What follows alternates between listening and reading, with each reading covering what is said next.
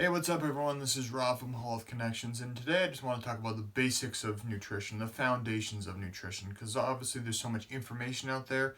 It can get confusing to sift through what's real, what's just a trend, what might be just some hype, and so I want to get back down to the basics. So, with nutrition, we're going to start with the macronutrients. So, what are macronutrients? Those are the calories, proteins, fats, carbohydrates. So those are the basis of where we're getting most of our calorie intake in. That's where we're getting a lot of our energy from.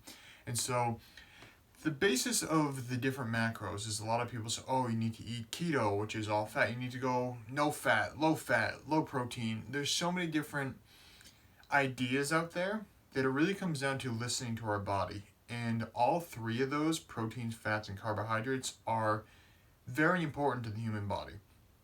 And I would say we cannot do without any of them. So we need to find that balance. For me, I do better with mostly fat and protein. But there are some days, usually once or twice a week, that I eat a lot more carbs. And that is just how my body works. That's how I feel best. So my invitation to you is to find that balance of what works best for you, for the macronutrients. Then we go into vitamins. So vitamins, vitamin A, vitamin B, vitamin C, D, etc. Those can be broken down to two compartments. So those are fat soluble and water soluble. So essentially all that means is that for a fat soluble vitamin, that needs the presence of a fat to be absorbed into the body. So think you need some avocado with it, some nuts, some good meat with there, so to get that fat to really absorb all of those vitamins. And for the water soluble, all you need is some high quality H2O. So that's something like vitamin C is water soluble, so you just need some water to get that in. Other vitamins may be fat soluble. So that's something that for a fat soluble vitamin, you're going to want to take that with a meal, where a water soluble, you're just going to need that with some water. Moving into minerals, something like salt. That salt has a lot of minerals, and I'm not talking about your just table salt. I'm talking some high quality sea salt, Celtic salt, pink Himalayan salt, things that have those minerals in there that really help get the electric conductivity within the body to get everything moving, getting everything in congruence. So salt is an essential part, and we've really become overdosed in sodium, as sodium can be used as a preservative, the traditional salt. So we want to move away from that, because sodium, it becomes a whole different balance. I'm not going to get into this video, that can really throw things off. But by putting in more quality salt, sea salt, Himalayan salt, Celtic salt, that's going to give us that boost and that charge within our body. And now let's move into what we can do to improve. We can add things like superfoods, and superfood is becoming a buzzword, but all that really means is a highly nutrient dense food. So something that has a lot of nutrients per calorie. So essentially something that's lower on the calories but has a lot of nutrients. Something like a potato is very high calories but doesn't have a lot of nutrients. Something like wheatgrass, on the other hand, or spirulina is something that has very low calories but a lot of nutrients. So when we're incorporating a lot of these superfoods into our diet, we're able to get a lot of vitamins, a lot of minerals into our body without the need of our body having to break things down for excessive calories. So that's a great addition to add in. Moving on to adaptogens. So adaptogens are a very cool function in the natural world. So essentially an adaptogen, things like herbs or mushrooms, essentially an adaptogen brings you back to homeostasis. So in Chinese medicine, there's a yin and the yang. So if your body is too yang, maybe it's too fiery, too much heat, inflammation, an adaptogen is going to bring you back to the middle. It could also be if you're too tired, you're in that depressive state, it's going to bring you back to the middle. So adaptogens are incredibly intelligent. When we put them into our body with things like mushrooms and herbs, as I mentioned, that's going to bring us back to homeostasis and bring us back to balance. Wherever we are, if we're too yin or too yang, it's going to find a way to bring us back there. Now, let's talk about the basics of food. So when we're talking about food, I'm not talking about your Frosted Flakes or your Rice Krispies. I'm talking about your organically grown food, preferably local food. So you see here, go organic, go local. We'll get to this side later. But right now, what I just want to touch on is the fact that when we're eating organic food, that is the way food is meant to be made. That means organic means there's no pesticides, herbicides, any chemicals within that food.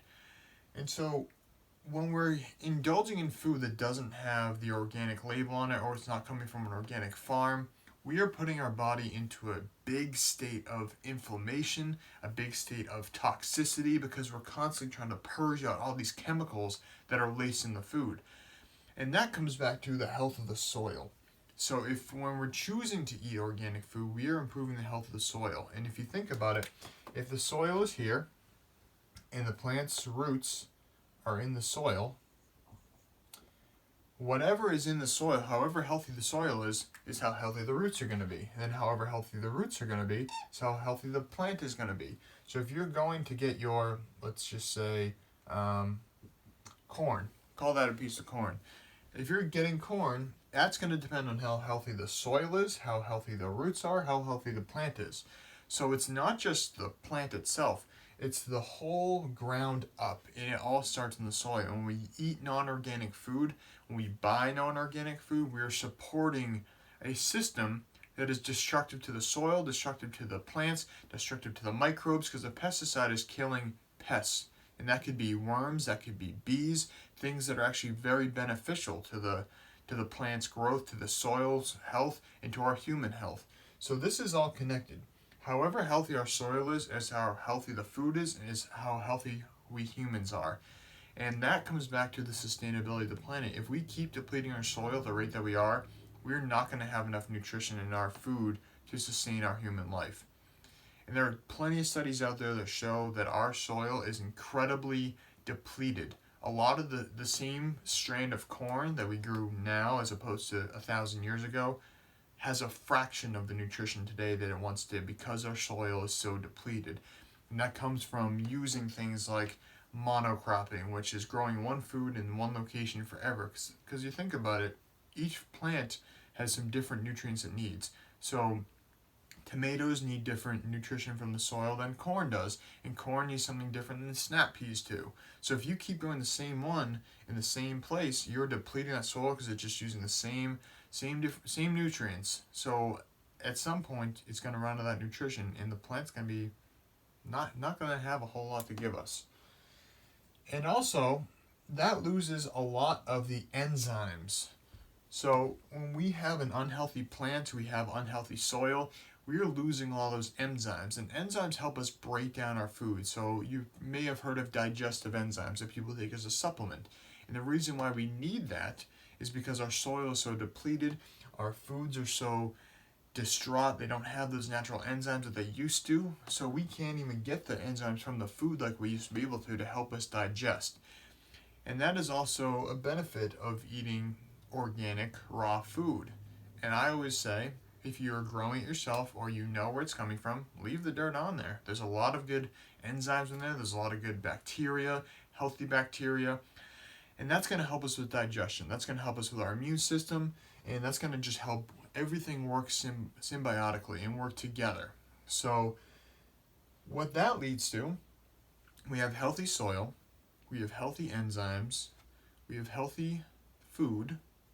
That's going to lead us to having a healthy microbiome. And a microbiome is basically our gut health. So within our gut, starts at the mouth, ends at the anus. So within here we have our gut, in all of our organs, our stomach, our intestines, and that's where the magic happens. So it starts in the mouth, chewing, saliva, helps the breakdown, swallows, comes down to the different organs in the stomach, and that's where we have more bacteria. Our body is more bacteria than we are human cells. So you think about it, coming back to the soil, the more beneficial bacteria we have in the soil, in our plants, the healthier our gut is going to be, because it's producing more of those healthy microbes as opposed to allowing for the bad guys to get in there. So it's often said that you want to have the 80-20, 85-15 balance. So 80 to 85% good bacteria, 10 to 15% bad bacteria. And the reason for that is, I like to think of the bad bacteria as the weights for our good bacteria. They're constantly weight training. They're giving some resistance so our good bacteria grow stronger. We have the bigger army of good bacteria, and that's where we're constantly getting that pressure from the bad bacteria so that our good bacteria can stay strong And again, it's going to kill off the weak ones and allow the stronger ones to flourish. So that is the basis of this side. Nutrition starts with macros: carbohydrates, proteins, fats, essential for all humans. These are broken down into vitamins and minerals, fat soluble, water soluble. You need fats and water for if you're going to take something like wheatgrass, because that has a lot of fat and water soluble vitamins. Minerals, good source of that is to get some high quality sea salt, Himalayan salt, Celtic salt. Superfoods, things that are nutrient dense with a low calorie intake. So again, something like wheatgrass, spirulina, and I'll put some links of products that I use for superfoods in the description here. Adaptogens, things that bring us into homeostasis, herbs, mushrooms. Again, I'll put those links in the description as well. Organic food, to me, that's just a non-negotiable. That's where it all comes from. That's how we're going to have a sustainable agriculture plan for this planet, is when we all decide to choose to go organic, get rid of all the pesticides, the herbicides. We don't need those. We've been growing food for the entire human existence. We've done it without pesticides, without herbicides until the 1940s when the Green Revolution happened, and we found out, oh, well, this is a way that we can just mass produce everything. Well, that's great for feeding a lot of people, but in the end of the day, people are getting sick. We have more problems than ever with human health, and a lot of that stems from the fuel we're putting into our body. So support organic, support good soil, grow your own food when you can. You'll get more enzymes when you eat some raw foods. Don't always cook your food. You want to find a balance of cooked and raw foods, and that's going to help you with a healthy microbiome. Maybe you eat some fermented foods to get some of that gut nutrition in there, get some of those healthy probiotics. Maybe take a high-quality probiotic supplement.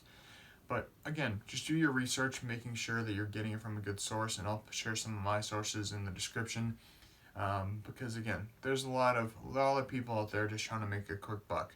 So make sure you're getting it from a certified organic grower, and you're getting it from somewhere that is reliable. Now, let's go to this side. Don't shop for food like you shop for gasoline. When we're looking for gasoline to fill up our cars, we say, well, that one's $2.11, that one's $1.99, that one's $1.87. I'm going to go for the $1.87. We go for the cheapest. Because gasoline is just about the same for the most part. In a typical gas station, we're just going for the cheapest. So we're shopping for gasoline by searching for the cheapest option. For food, however, that doesn't get us as far. So if we think of our body like the vehicle, like we think of our car as a vehicle, if we think of our body as a Lamborghini or a Tesla or whatever fancy car you want to think of, we wouldn't be putting in the lowest grade fuel. We're going to be putting in that premium fuel. So if we're shopping for food like we're shopping for gasoline for our one vehicle, our bodysuit, that's going to cause some issues. That's where you're going to be getting a lot of those processed foods, a lot of things that don't have a lot of vitamins or minerals, don't have adaptogens, don't have superfoods, are bad for the soil, are not organic, have no enzymes, have no benefit for the microbiome, are probably covered in pesticides. So we need to not shop for food like we shop for gasoline. Focusing on eating organic and local as possible. Because when we're eating local, I'm here in Boston, Massachusetts, outside of Boston, so there's going to be different benefits to the food here as opposed to if I got it in California or if I got it in Asia, because I'm living here right now. So a lot of the pollen I'm exposed to, if I'm eating some local honey, that's going to help me get that little bit of immune response, which is going to help me fight off any sort of allergies that may happen, seasonal allergies. The different microbes in the soil are going to be beneficial for what I'm taking in. The enzymes in the soil are going to be beneficial for what I'm taking in, because I'm eating local, getting local enzymes, local probiotics. That's going to help me with my digestion for the food, because that's where it's grown. So it all comes full circle. And by eating organic, eating local, that's the best place to start when it comes to food. Not going for the cheapest. Now, JERF. What is JERF? Just eat real food. That's it. And that's really what this whole thing comes down to. Just eating real food. And real food is organic food. Not Rice Krispies. That's not real food. If you can't pronounce something on a label, it's probably not food. It's probably a chemical. Probably something that should not be going into your body. So just eat real food. Eat your carrots, your cucumbers, your beef, your chicken, your eggs, your bacon, your asparagus, apples, whatever. Anything that's a whole food. Eat real foods. Eat superfoods. Eat adaptogens. Get things that have vitamins and minerals. Eat organic. Get probiotics. Just eat real food. Don't eat chemicals. So that leads me into the last part here, things that I avoid. So I invite everyone here, become a label reader, become a religious label reader, read every ingredient on everything before you buy. And these are some of the things that I look for, that I avoid. Things that I avoid. I will not buy these items if they have them in there. First one is canola oil. This is a partially hydrogenated oil, and something like trans fat, something that we all know is terrible for us. When canola oil heats up, it becomes a trans fat. So they know the label is a trans fat, so they're not selling it heated up.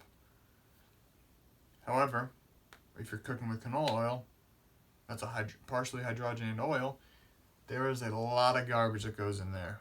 That is derived from rapeseed oil, which is, you can look that up, it's derived from Canada. It has a lot of studies showing how poor that is for human health, and that is the cheapest oil to manufacture. You'll see that in a lot of products. So if it has canola oil, I'm not getting it.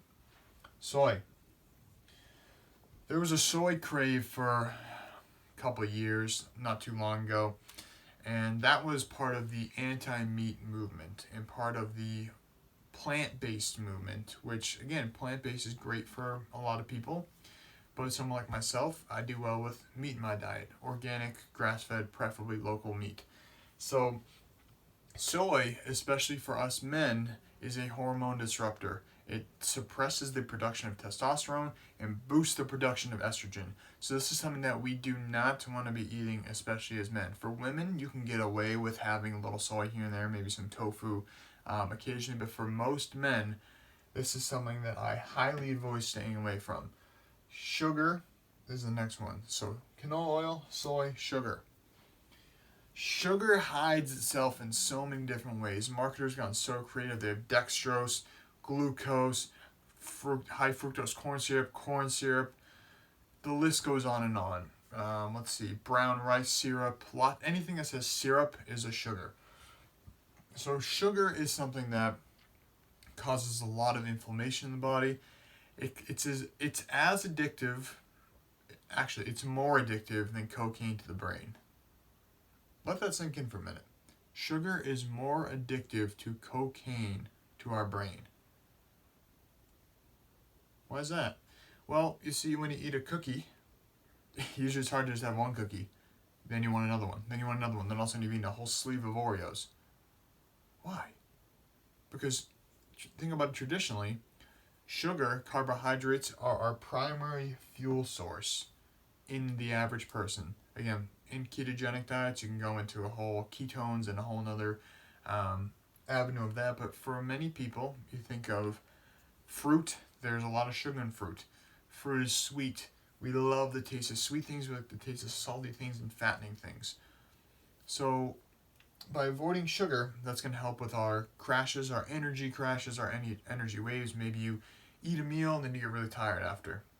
Then you have a craving. Then you have the sugar, then you come up, then you crash. It's just this roller coaster ride of energy, of emotions. And so avoiding sugar is one of the most inflammatory foods out there. So inflammation being swelling, joint tightness, maybe arthritis, things like that. Anything that ends with itis is inflammation based. So we want to stay away from anything that causes inflammation.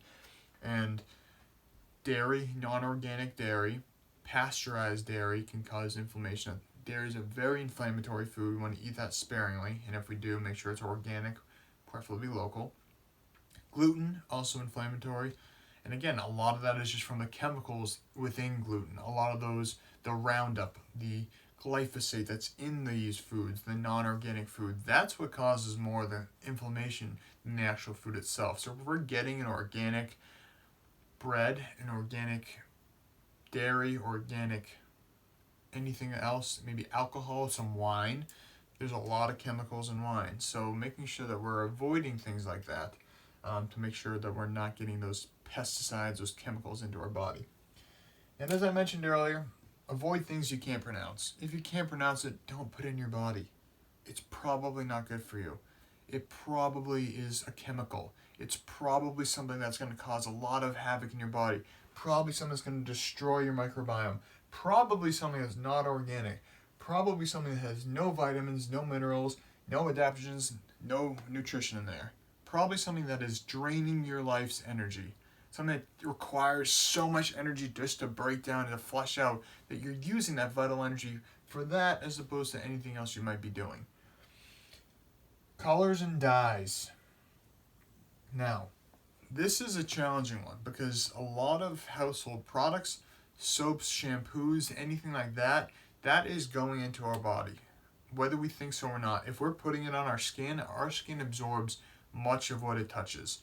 So I think it's like 60% of what goes on our skin, our body absorbs. So most people are just filling themselves with chemicals, whether it's makeup or shampoos, soaps. If you're getting a green soap, there's probably some chemicals in there because most soaps aren't naturally green. So avoiding colors and dyes. And again, there's so many studies that show all the negative effects that these colors and dyes are having on our body. So avoid those in your foods. Things like Fruit Loops, that is chock full of that's a chemical soup right there, a chemical cereal. There's so many chemicals in there, so many dyes, so many colorings. Just avoid anything like that. Again, you can do your own research. I'm not going to sit here and cite all the sources right now, but look into those. If you see colors, dyes, something that says like red 1, red 4, yellow 10, blue 2, anything like that, that's not food. Those are chemicals. Get rid of that. And anything that says fragrance, that's also a chemical. There's no such thing as fragrance. Get a natural essential oil. If you want a nice smell, put a little essential oil in there. A high quality organic essential oil. Because again, everything we buy, it comes from the ground. It comes from humans, so we want to make sure that we're supporting organic, so we're supporting this whole cycle of the planet, supporting the health of our people, supporting the people making these products. Because if you have people that are making things with colors, dyes, things you can't pronounce, sugar, canola oil, soy, they're breathing all that stuff in, and that's not fair to the people working. So let's think about them as we're buying as well, the farmers who are exposed to these chemicals. If we go organic, the farmers are healthier. If we go to organic, the factory workers are healthier. If we go to organic, the soil is healthier. If we go to organic, the plants are healthier. If we go to organic, we are healthier. If we go to organic, the animals are healthier. Dogs, more than anything, are exposed to more glyphosate than anything. Dogs should not be getting cancer. So, if you don't want to do it for yourself, do it for your animals, do it for the planet, do it for the people working to make this food. So, macros, vitamins, minerals, superfoods, adaptogens, organic food, soil health, enzymes, microbiome. Not going for the cheapest food. Go organic, go local, just eat real food. Avoid canola oil, soy, sugar, things you can't pronounce, colors, dyes. That's the basis of nutrition in my books. There's a lot more we can dive into, but just want to keep this one down to the core, relatively simple. So any questions you may have, feel free to reach out. More than happy to talk about all things food, all things organic, all things life affirmative. So thank you for watching. Please like and subscribe, and I'll see you next time. Thank you.